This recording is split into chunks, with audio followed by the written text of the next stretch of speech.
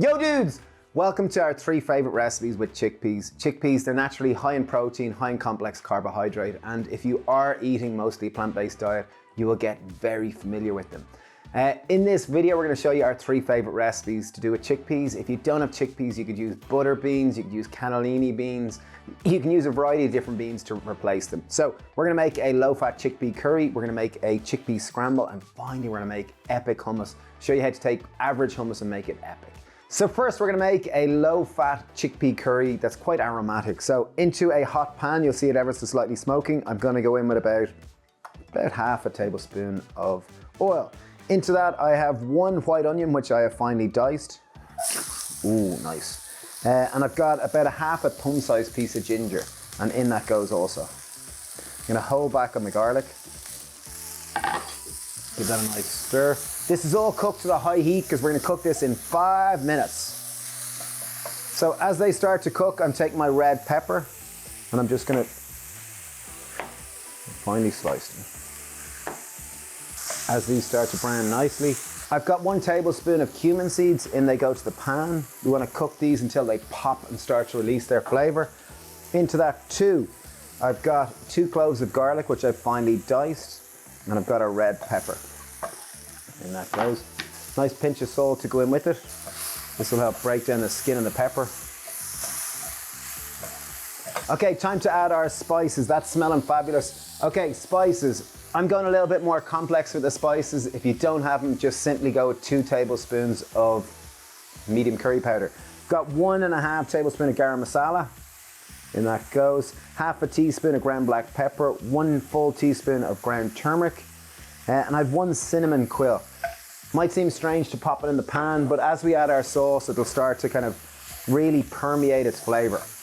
As they start to stick to the bottom, I've 400 ml of veg stock. I'm going to pour this into the pan. This will help those spices start to infuse. I've got 2 tins of chickpeas. In they go. Obviously our main component. Ooh, I get a nice aroma of that cinnamon quill. It's lovely. Into the sauce, I have 1 tin of chopped tomatoes. Okay, not traditionally in a kind of Indian style curry, I'm going to put in 1 tablespoon of tamari. If you don't have tamari, you can put soy sauce.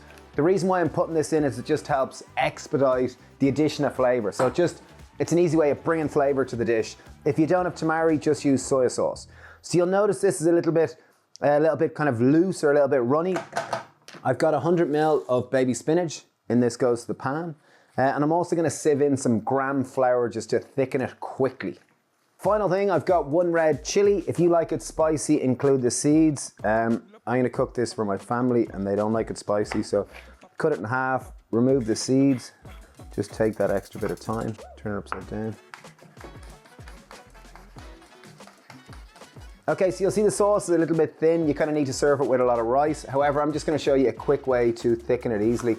So I'm going to take gram flour, which is simply a chickpea flour, and I'm just going to sieve it in. The reason why I sieve it is just that it tends to clump a little, and this way it gets rid of it.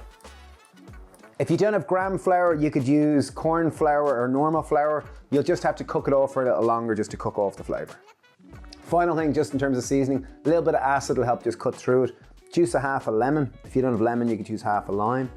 Squeeze it through your hand. It'll just add a little bit more vibrancy and help cut through kind of all that kind of thick sauce. Last thing to do, just to give it a nice taste. I love chickpeas, I love chickpeas. Lovely aroma of this. You can really taste this kind of aromatic spicy. It's beautiful, it's simple, it's clean, it's low fat, it's magnificent. Next we're gonna go on to the chickpea scramble. So second recipe is Shawnee Cahill, who's behind the camera here today. It's his very own chickpea scramble. Hey! Okay, we've got a small little saucepan and we do have what's known as a potato masher. I have 1 tin of chickpeas, which we have drained and rinsed, and in it goes into the pan. So the pan is nice and hot. This is Shawnee's top tip. Take the masher and mash them in the pot. Just means there's less room for them running around the plate and going everywhere. Shawnee is a very practical man. So you want to mash them until they've kind of broken down, but yet there's still a bit of texture to them. Okay, time to add in our dry ingredients. I've got half a teaspoon of garlic powder. I've got half a teaspoon of smoked paprika. I've got a 1/4 teaspoon of turmeric. I'm gonna go in with 1 tablespoon of gram flour, also known as chickpea flour. Well worth seeking out, otherwise it just doesn't have the kind of the same body to it. Gram flour will have a higher protein content, typically around 20%, and it will give this wonderful kind of eggy-like texture. Take our little mixer. I'm just gonna mix it around before we add in our wet. Okay, not typically in chickpea scramble, but Shawnee said it's all right. I'm gonna just put a dash of my dear friend tamari. It's just gonna bring that salty umami note and make this chickpea scramble next level. And it really won't change the color that much. I love this. Okay, we've got 50 grams of oat milk or plant milk of choice. In it goes. This is gonna help bring the dish together. Mash it all together. The beautiful thing about this dish is it literally takes 5 minutes. Final thing that I always like to do just before I serve it, take a scallion, also known as a spring onion, chop it at a little bit of an angle, just makes it look a little bit fancier. You're more likely to impress your mates. We're gonna put a few into it now, and we're gonna keep a few for garnish. Turn it off the heat. Once it's off the heat, I'm gonna put what's known as kalinamak. So kalinamak is also known as black sulfur salt. It is salt that has a sulfur note, so it actually tastes of egg. So you'll only put it on at the very end because when it's heated too much, it tends to lose that egg-like flavor. So just mix it through gently and we're gonna serve it.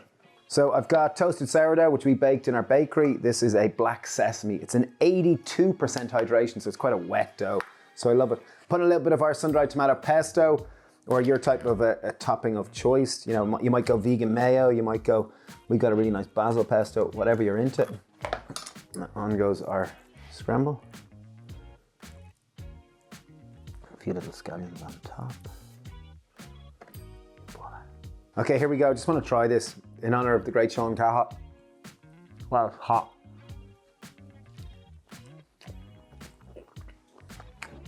It's such a lovely, eggy-like chickpea scramble. Like, it really does everything you want. It's delicious, genuinely tastes eggy and lovely. High protein, delicious, goes great. Right, on to our last dish. We're just going to show you how to make epic killer hummus and teach you some of the tricks to make it from good to great. Okay, hummus. Hummus is something that we often use as a means to measure a chef. When we're hiring a chef, I'll always get them to make hummus just to get an idea of how's their ability to season and how do they understand the emulsification process and how they can justify the texture that they have chosen. So, perfect thing to do with chickpeas, we're gonna show you how to make hummus.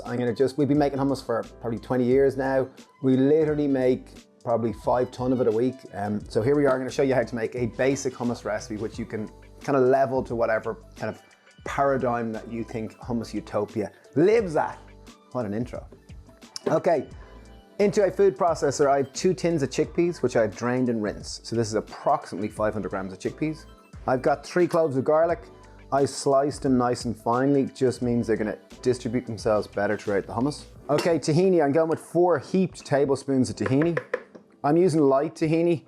I think it's just more flavorful than dark tahini. Tahini is ground up sesame seed. If you don't have tahini, you could use almond butter or peanut butter, it works fine. But I think tahini just gives that kind of very typical sesame note which you need for your hummus. Time to add a bit of acid, lemon juice. We'll start with 1 lemon.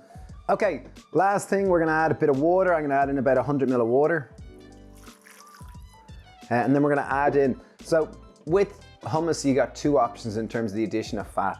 So tahini is probably about a 50% fat content, and that will bring some fat to it. But if you wanna make it more creamy, ironically, through adding more oil, it's gonna emulsify and end up with this really light, creamy, whipped hummus-like feel. So I'm gonna blend this up.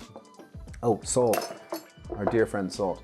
It won't work without salt. So I'm gonna go with a generous kind of teaspoon or kind of heaped teaspoon of salt to start with. And we will season it more as we go. Because it's really important, no matter what recipe you're using, to season your hummus as you make it. So lid on, and we're gonna blend this until it comes together.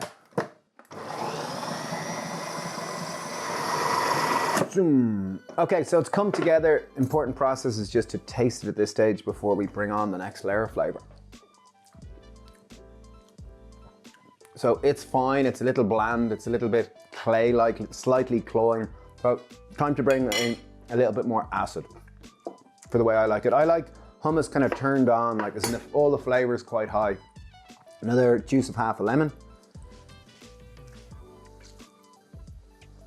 And with hummus, it's really important to just season it to your palate. If you like it really lemony, put loads. If you like it quite thickened tahini, add in more tahini. If you like it really fatty, add in more olive oil. I'm gonna go in with a nice little pinch of salt again. So it'll probably be about 1.5 teaspoons of salt in total. Lid on.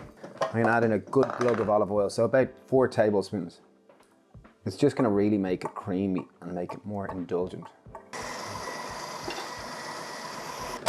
I have a friend from the Middle East who will literally leave his hummus blending like overnight. So you can really go to town if you want that silky smooth texture. If you do want to learn more about hummus, we shot a cool video where we compared kind of a traditional Palestinian method to a Lebanese method to an Israeli method. Anyway, right, I'm gonna just taste this just to see how it is before we finish it. Wow, lovely smooth texture. It's a lovely note of olive oil in the background there. Beautiful, really well balanced. Okay, into our bowl here. This is how I like to serve it. Just level it out. Nice little drizzle of oil. Traditionally it would be sweet paprika would be used. I'm gonna go with a little bit of gochugaru. I just think it looks cool. Korean chili powder, I like that. Little wedge of lime, if someone likes lime, or lemon. I like pop a load of pittas around it and you just have a beautiful, simple, literally takes 10 minutes, makes a wonderful kind of serving centerpiece. And if you do want to make it even nicer, what we sometimes do is we'll just take the tins of chickpeas, put them in boiling water and just boil them for about 10 minutes and just you end up with this hot hummus, which is just like, it's phenomenally, it's amazing how you literally change the temperature and it just tastes more creamy, more indulgent, it's incredible. Anyway, I love hummus, I love hummus, I love hummus, I love hummus, I love hummus.